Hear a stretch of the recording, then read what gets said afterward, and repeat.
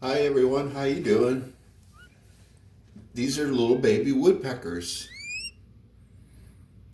Little baby woodpeckers, they fell out of the tree. Their nest fell down. Their mother nowhere to be found. So we got them. We're going to take them to the animal refuge so they can be taken care of and fed and they can grow up until they fly. There's two little baby ones. Woodpecker. Little woodpeckers. Woodpeckers, they're an endangered species.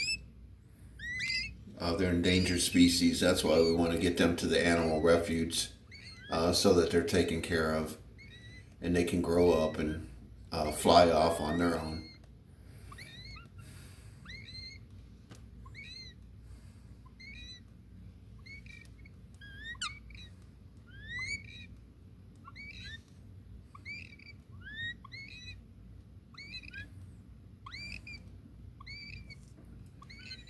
These babies are less than 6 days old because their eyes are not open. Their eyes open up when they're 6 days old. So they're only maybe 3 days old.